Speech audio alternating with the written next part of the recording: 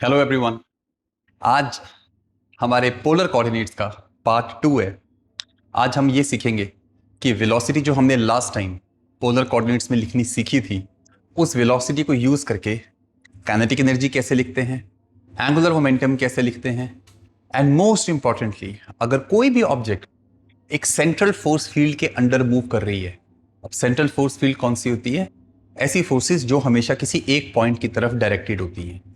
तो ये आप एटॉमिक स्ट्रक्चर में समझ सकते हो, जैसे न्यूक्लियस के अराउंड इलेक्ट्रॉन घूम रहा है तो वो सेंट्रल फोर्स है हमेशा न्यूक्लियस की तरफ, या किसी एलिप्टिकल ऑर्बिट में कोई प्लैनेट मूव कर रहा है तो हमेशा फोर्स किसकी तरफ होती है? सन की तरफ होती है, तो वो भी सेंट्रल फोर्स होगी। इन सेंट्रल फोर्सेस में अगर कोई ऑब्जेक्ट मूव करे तो स्टेबल और अनस्टेबल ऑर्बिट्स की कंडीशन कैसे निकालते हैं और उसमें पोलर कोऑर्डिनेट्स आपकी कैसे हेल्प करते हैं, ये हम आज देखेंगे। मेरे पास दो बहुत ही प्यारे क्वेश्चंस हैं आपके लिए।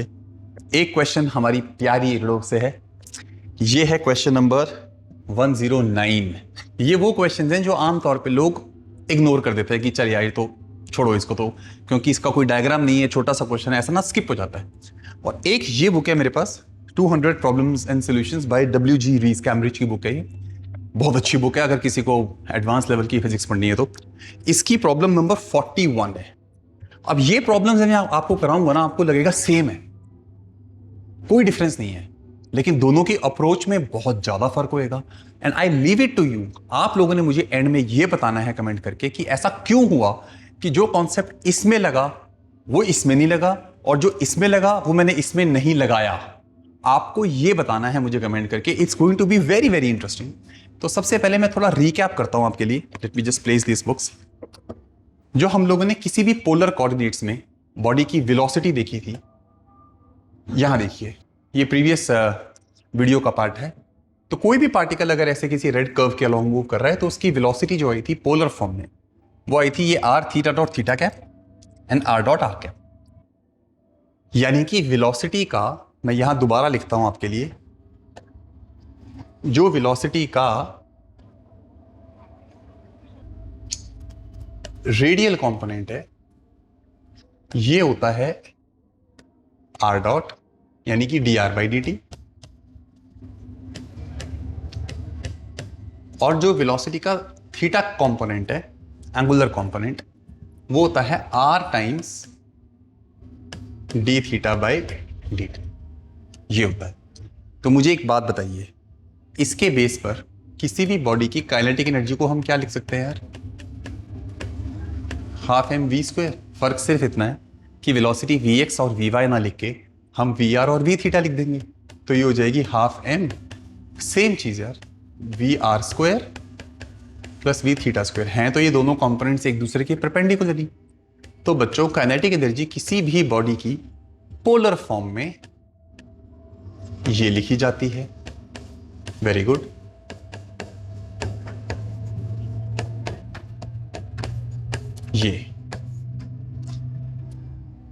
ये काइनेटिक एनर्जी पोलर फॉर्म में है।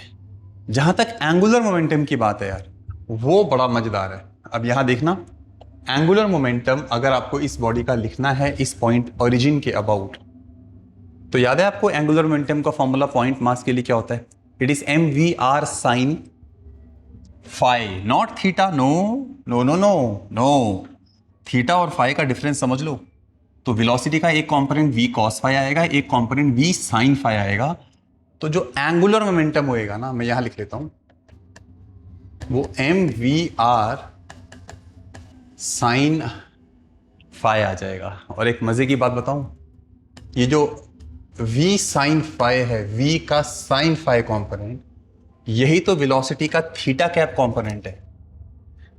तो v साइन फाई को m अलग कर दो, r अलग कर दो, v साइन फाई, ये देखो मैंने यहां लिखा भी है v साइन फाई। तो ये जो कंपोनेंट होता है ये v साइन फाई होता है, r इंटू थीटा डॉट। तो बच्चों, एंगुलर मोमेंटम का formula m are square into d theta by D t होता है। इस बात को भी आपने याद रखना है। अभी इन क्वेश्चंस पे अभी हम आ रहे हैं, ये सारी चीजें हमने डिस्कस करनी है इसी डिस्कशन में। तो एंगुलर मोमेंटम का जो फॉर्मूला हमारे सामने आया वो आया m are square into d theta by D t. मैं ये चाहूंगा कि अगर आप एक्चुअली फॉलो कर रहे हो तो इन दोनों फॉर्मूलाज को आप लोग याद कर लो। CTM का मतलब होता है commit to memory. Polar coordinates में ये एंगुलर मोमेंटम होता है और पोलर कोऑर्डिनेट्स की फॉर्म में ये एक बॉडी की काइनेटिक एनर्जी होती है। अब मुझे एक बात बताइए, अगर कोई भी ऑब्जेक्ट एक सेंट्रल फोर्स फील्ड में मूव कर रही है तो उस पर जो भी फोर्स लग रही है वो हमेशा उस फिक्स्ड सेंटर की तरफ लग रही है। तो ये बात तो हम ग्रेविटेशन में भी देखते ही हैं कि ऐसे में जो बॉडी का एंगुलर मोमेंटम है ना वो कंजर्व्ड हो जाता है। तो कभी भी सेंट्रल फोर्स में कोई ऑब्जेक्ट मूव करेगा तो पाथ सर्कुलर हो, एलिप्टिकल हो, चाहे कोई भी पाथ हो, जरूरी नहीं है ये सर्कुलर या एलिप्टिकल ही हो सकता है। याद करो ग्रेविटेशन में हाइपरबोलिक पाथ भी हो सकता है, पैराबोलिक पाथ भी हो सकता है। कोई भी पाथ हो, ये टर्म हमेशा क्या रहेगी? कंजर्व रहेगी। ये टर्म हमेशा कांस्टेंट रहेगी। जहां तक काइनेटिक एनर्जी की बात है, ये टर्म कंजर्व नहीं होती है। ओके, एक पार्ट हमारी वीडियो का ये था एंगुलर मोमेंटम कैसे लिखते हैं और काइनेटिक एनर्जी कैसे लिखते हैं। अब जो मैंने आपको कुछ क्वेश्चंस के दर्शन कराए थे, अब उन पे चलते हैं। असली मजा बेटा अब आएगा। ये है रीस का क्वेश्चन, ये है बच्चों इराडोव का 109। अब ये क्वेश्चन देखने में ना बड़ा सिंपल लगता है, लेकिन मैं किसी के बारे में कुछ कहना नहीं चाहता हूं, लेकिन कभी कभी ऐसा होता है कि आंसर आ जाता है, लोग छोड़ देते हैं without actually understanding the nuances of the situation. मैं आपको इस क्वेश्चन को पढ़ता हूं। पहले बोल रहा है a particles moves in a plane 2D motion है under the action of a force which is always perpendicular to the particle's velocity। Big condition कि फोर्स जो लग रही है बॉडी पे वो हमेशा पार्टिकल की वेलोसिटी के परपेंडिकुलर है and it depends upon the distance to a certain point on the plane as 1/r⁴n where n is a constant. ठीक है, at what values of n will the motion of particle be steady along a circle. क्या कुछ बोल दिया उसने। हम चाहते हैं कि एक बॉडी सर्कुलर मोशन में चले, नंबर 1। जब वो चले तो उसका मोशन स्टेडी हो। अब ये स्टेडी का मतलब क्या होता है बता रहा हूं। नंबर 2। नंबर 3, जो उस पर फोर्स लगे वो हमेशा पार्टिकल की वेलोसिटी के परपेंडिकुलर हो। अब जो फोर्स पार्टिकल की वेलोसिटी के परपेंडिकुलर ही है वो तो सिर्फ उसकी डायरेक्शन ही चेंज कर सकती है ना, उसकी स्पीड तो चेंज कर ही नहीं सकती। तो पहली बात तो मुझे ये समझ आ गई कि अगर इस क्वेश्चन में हमेशा फोर्स वेलोसिटी के परपेंडिकुलर है तो पक्की बात है कि उसकी स्पीड चेंज करेगी नहीं, तो इसकी स्पीड तो कांस्टेंट होगी। दूसरी बात वो ये कह रहा है कि फोर्स जो इस पे लग रही है वो किसी सर्टेन पॉइंट। अब यहीं पे लोग कभी कभी धोखा खा जाते हैं।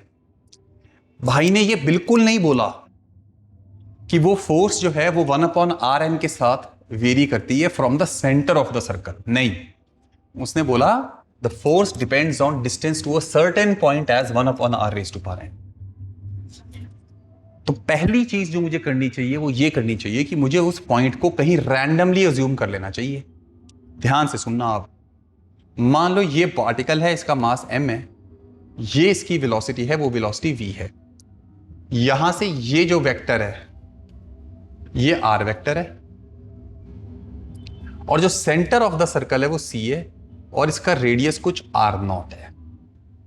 जो बॉडी पे फोर्स लग रही है वो हमें दे रखा है हमेशा पार्टिकल की वेलोसिटी के परपेंडिकुलर है। उस फोर्स को मैंने F कह दिया है। हमेशा ऐसा ही हो रहा है और वो फोर्स किसी r डिस्टेंस पे डिपेंड करती है और वो 1/rn। तो force is proportional to 1/r⁴n, यानी बच्चों फोर्स हो गई सम कांस्टेंट बाय r⁴n। वो r ये डिस्टेंस है। अब सबसे पहले तो मैं ये प्रूव करता हूं आपके लिए कि O is nothing but C itself. ये पॉइंट O ना सेंटर ही होएगा, ये पक्की बात है। पहले हम इसको प्रूव करते हैं और उसका प्रूफ बड़ा सिंपल है। मुझे एक बात बताओ, ये तो गिवन ही है कि बॉडी सर्कल में चल रही है। जब बॉडी सर्कल में चल रही है तो फोर्स किसके इक्वल होगी? mv²/r0 के इक्वल होगी, क्योंकि ये फोर्स सेंट्रीपिटल है। क्यों? क्योंकि ये वेलोसिटी के परपेंडिकुलर गिवन है। इधर से मैंने फोर्स को लिख दिया k/r⁴n mv²/r0। अब मुझे बताओ, इस इक्वेशन को ध्यान से देखो और मुझे ये बताइए क्या इस इक्वेशन का राइट हैंड साइड कांस्टेंट है कि नहीं है? बॉडी का मास चेंज नहीं कर रहा, वेलोसिटी वैसे ही कांस्टेंट है, सर्कुलर मोशन में रेडियस भी कांस्टेंट है। यानी कि ये पूरी चीज एक कांस्टेंट है, ये भी चीज क्या होगी, कांस्टेंट होगी। तो मुझे बताओ, इसका मतलब इस चीज को भी क्या होना पड़ेगा, कांस्टेंट होना पड़ेगा। और अगर ये आर इसका मॉड कांस्टेंट है, जैसे जैसे बॉडी सर्कल में मूव कर रही है उसका ओ से डिस्टेंस कांस्टेंट है। अरे भाई, सर्कल की डेफिनेशन ही तो यही होती है, सिर्फ एक ही पॉइंट होता है सेंटर ऑफ सर्कल, जहां से हमेशा डिस्टेंस क्या होता है, कांस्टेंट होता है। तो यहां से मुझे पता चल गया कि ये आर और नहीं बल्कि आर नॉट ही है, और ये पॉइंट और कोई नहीं बल्कि इसका सेंटर ही है। ये इस क्वेश्चन में पता लगा है, क्योंकि हमें दो बड़ी प्यारी कंडीशंस गिवन थी कि फोर्स हमेशा वेलोसिटी के परपेंडिकुलर है, दूसरा मोशन जो है वो सर्कुलर है। तो एक बार अब मुझे ये बात पता लगी गई है, तो अब हमारे लिए क्वेश्चन काफी आसान हो गया। अब हम कहेंगे ओके, ये इस बॉडी पे फोर्स लग रही है, और ये जो फोर्स है, जहां एक तरफ मैंने इसे mv²/r लिख दिया, चलो सेंट्रीफ्यूगल फोर्सेस पे काम कर लेते हैं, इसी पे जाके बैठ जाते हैं।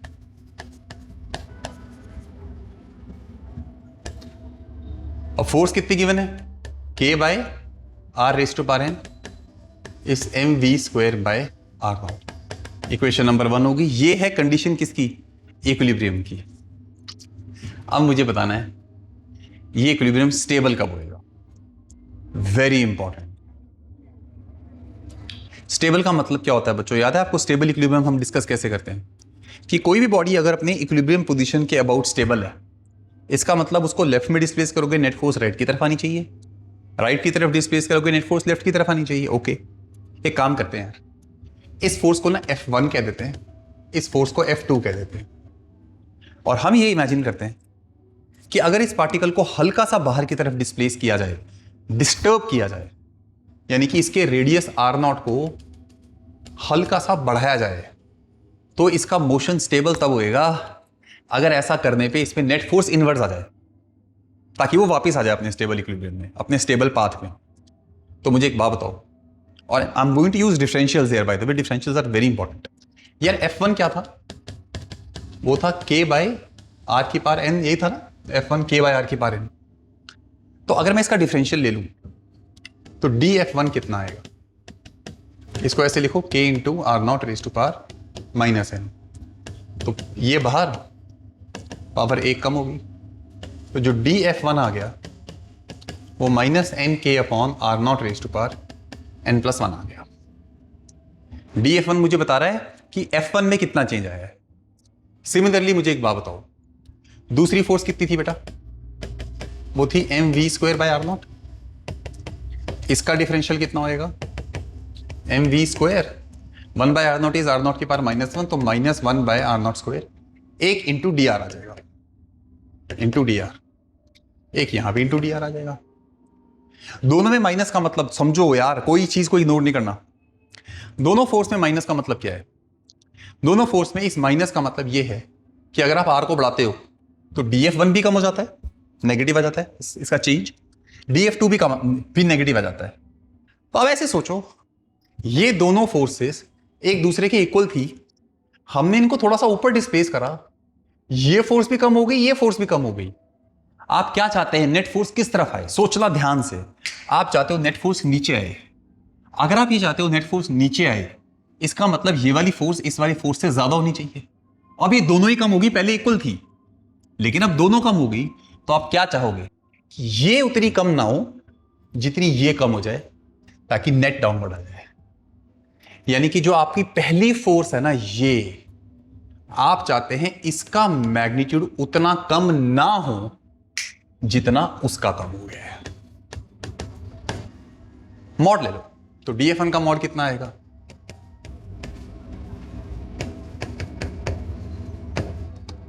यहां पे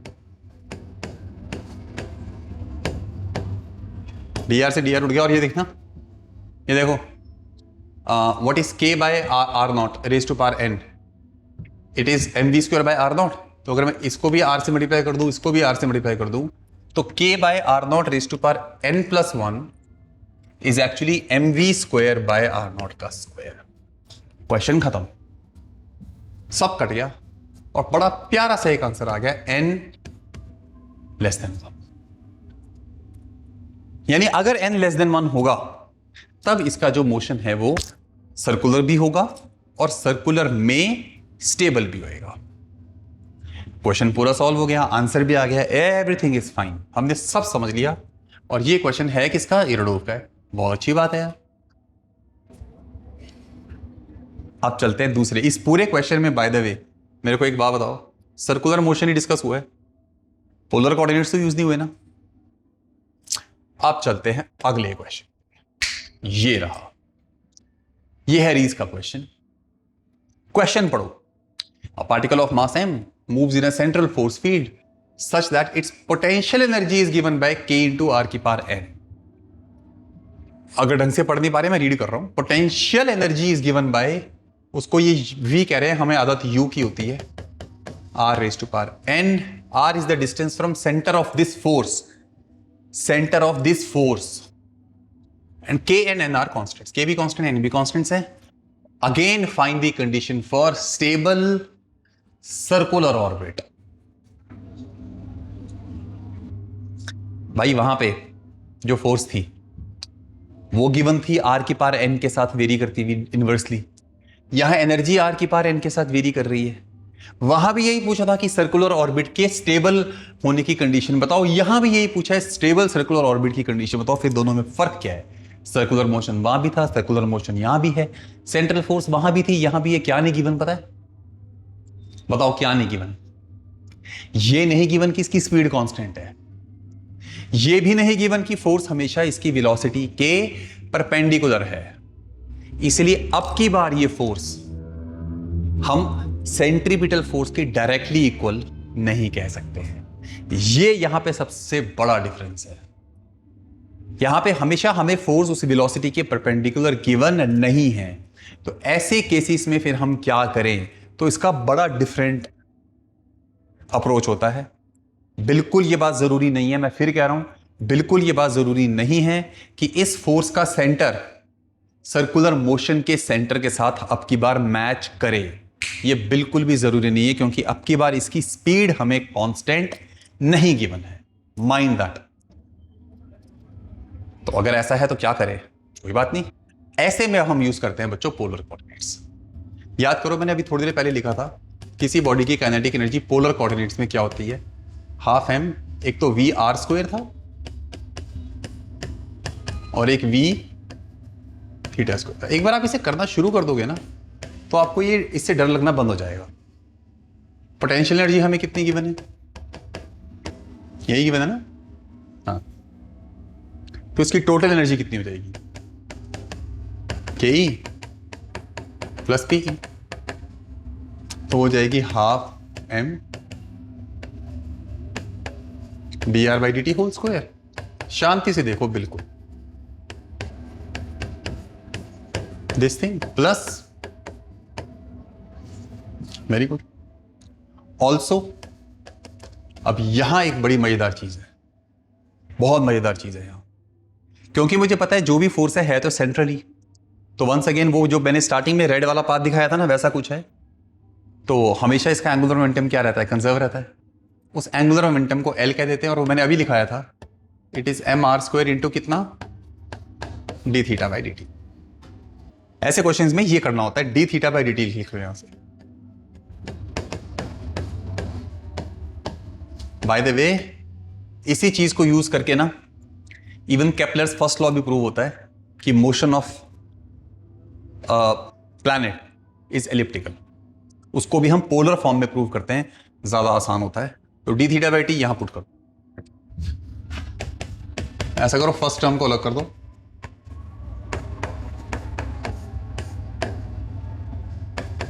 अब देखो, half m are square into d theta by D t का होल स्क्वायर प्लस, तो यहां से आई थिंक कि आर स्क्वायर से ये आर स्क्वायर कट जाएगा, एक m से m कट जाएगा, तो एनर्जी आ जाएगी कितनी?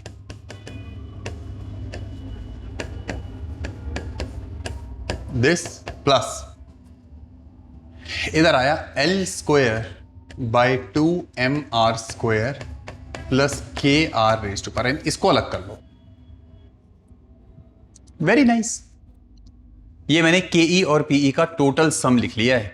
बाय द वे एक बात याद रहे, अगर ये बॉडी सिर्फ एक सेंट्रल फोर्स फील्ड में काम कर रही है तो इसका के प्लस पीई वैसे भी हमेशा क्या रहता है, कंजर्व रहता है। तो वैसे ये एनर्जी कंजर्व्ड है, इस बात को आपको ध्यान में रखना चाहिए। अब मुझे एक बात बताओ, भूल जाओ पाथ सर्कुलर है, भूल जाओ सब कुछ।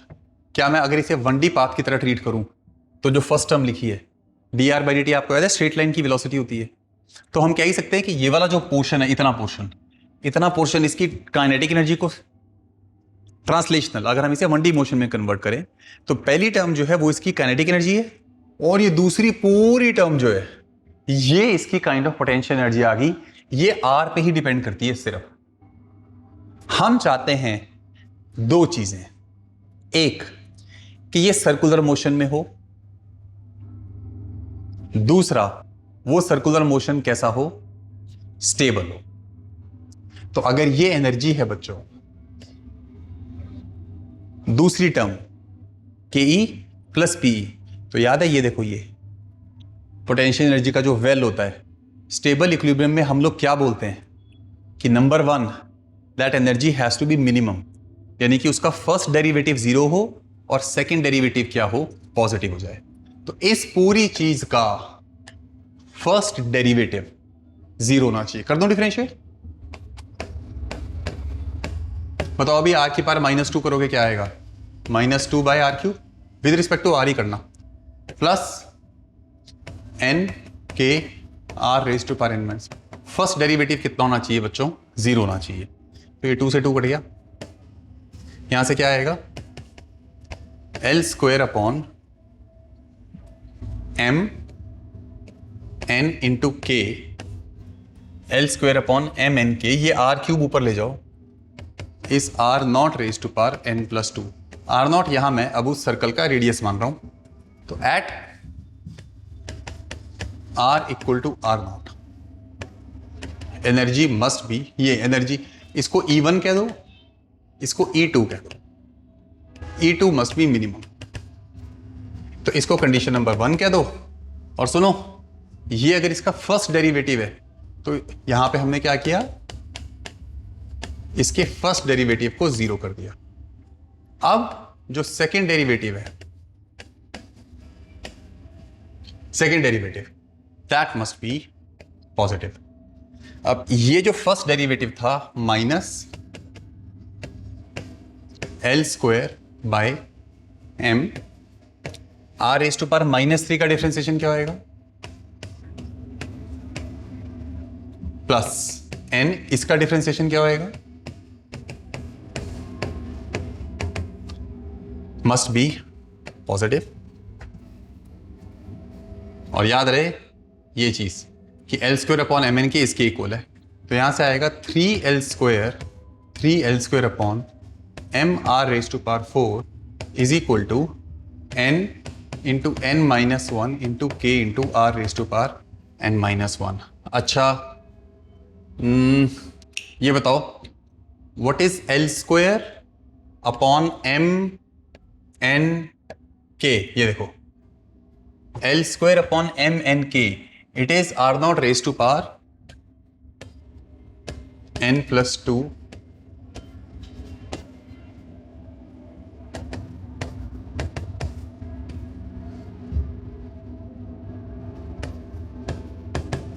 लुक एट दैट, है ना।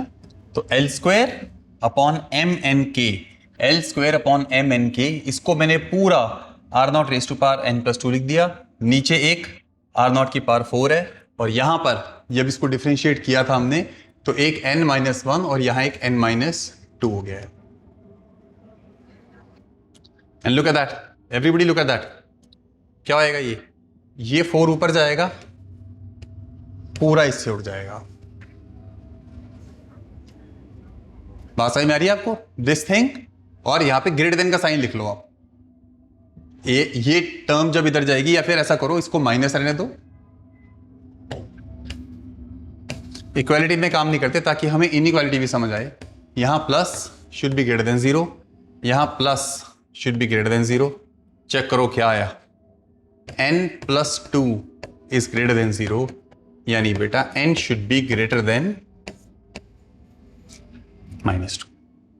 जो पिछली बार हमारे रिडो वाले क्वेश्चन में लेस देन 1 आया था n, यहां हमारे पास n should be greater then -2 आ गया। लेकिन याद रहे ये इसका फाइनल आंसर नहीं है अभी। नहीं, फाइनल आंसर इसलिए नहीं है क्योंकि इस क्वेश्चन में एक कॉम्प्लिकेशन और है कि हमें यह भी नहीं बता रखा हुआ है कि जो k और n है वो किस टाइप के कॉन्स्टेंट्स हैं, मतलब पॉजिटिव कांस्टेंट है या नेगेटिव कांस्टेंट है। तो एक्चुअली इस केस में ना हमें दोनों चीजें डिस्कस करनी पड़ती हैं। तो मैं आपको बताता हूं कैसे करेंगे डिस्कस। पहले तो फर्स्ट इक्वेशन देखो, L angular momentum positive, R0 radius positive, K और ये M मास है ये भी पॉजिटिव है। तो अगर ये तीनों चीजें पॉजिटिव हैं तो N इंटू के मस्ट भी कितना पॉजिटिव। और किन्हीं दो चीजों का प्रोडक्ट पॉजिटिव कब होता है, जब या तो वो दोनों पॉजिटिव हो या दोनों नेगेटिव हो। तो अगर n ग्रेटर देन -2 आया है तो इसके फाइनली दो केस बन जाएंगे भाई।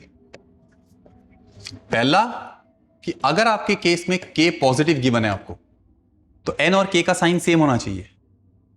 इसका मतलब इस कंडीशन में n को भी पॉजिटिव होना पड़ेगा।